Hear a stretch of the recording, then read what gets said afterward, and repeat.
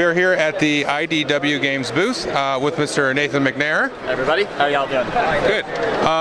We're going to go over X-Files, so take it away.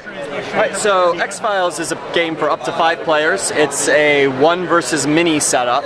So one player will be taking on the role of the cigarette smoking man. He'll kind of be hiding what he's doing behind a DM shield. And the other 4 players are going to be taking on the roles of FBI agents.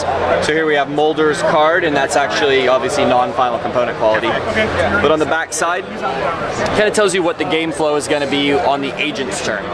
The first thing that the agent's going to do is move or consult another agent. It's pretty simple, meaning they could either move to an adjacent region, and there's 4 regions on the board, or if they're already in the same region as another agent, they can trade cards with that player. Now the reason you might want to trade cards and consult with another agent is everyone has strengths and weaknesses. So here we got Mulder. He's generally strong.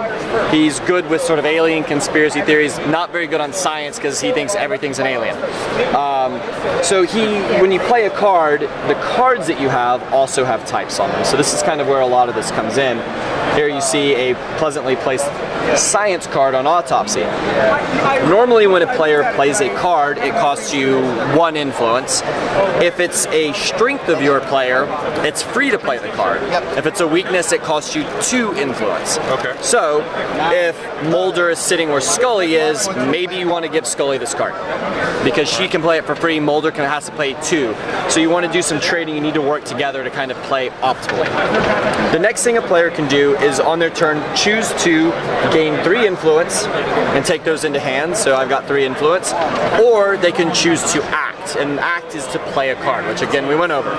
You pay the cost of playing the card, which is going to vary depending on the card type and who you are, and the main card that you're going to be playing is going to allow you to investigate cases. So if you notice around the map, here we've got blood. We have X-File cases that get opened around the country. As a FBI agent, you're trying to close cases as quickly as you can, and these all come from the first 3 seasons of the show. And the way is when you investigate a case, you take 3 influence, or the amount of influence you're allowed to, and you place it on a card. Down here is the amount of influence that you need to place to solve the case. Basically says how strong the case is. When a case is solved, say we got 6 influence placed here. You can either do 2 things. You can either buy from our store online. The case is solved. You're going to flip it over. There will be artwork on the back of the cards, don't worry about that. It's now a closed case. It also shows you, when you close the case, how much information you get when you close the case. What you're ultimately trying to do in the game is figure out what the cigarette smoking man's up to. So closing these cases gives you that knowledge. So you come in the bag and you're going to draw 2 influence, and this is perfect. I got 1 influence and 1 cigarette butt, which tells me the cigarette smoking man has been here.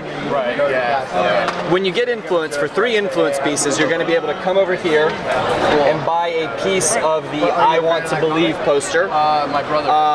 Once you've completed the poster, it's in 9 pieces. That's how the good guys win. That's how the agents win. So you have to collect 27 influence. Okay. So they take their turns, 4 of them go. Cigarette smoking man, at the beginning of his turn, for each unsolved case, each open case on the board, he is going to reach in, pull influence out of the bag, replace it with cigarette butts. Okay. So that's what he's up to. If he ever amasses taking 25 influence, he will win the game. X-Files are closed, everyone goes home, he escapes into the night. He is going to, his main action throughout the game is going to be taking these cards that come out of his deck and playing them face down attached to cases. So when you come to close a case, you think, oh, I've got my 6 influence, I'm going to close this case. He's going to say, you know, I don't think so actually, I'm going to play this card on it, and it's going to do something. It can increase the difficulty, it can make you take damage. Well, you can't die in the game. If you take damage, you can't do as much on your turn. So he's running around kind of doing things. And the last bit to kind of go over is allies in this deck. So I can find one for you. Here's X. So the agents are able to play ally cards. An ally is a global effect. So in this case, each time an agent suffers 1 or more wounds, they draw 1 card. So it's a way to get more cards in your hand. The ally card sits here, and it's a global effect that helps everybody. But the cigarette smoking man is also able, let's see if I can find one, here's Lively, can play upside down attached to a case an ally of his own.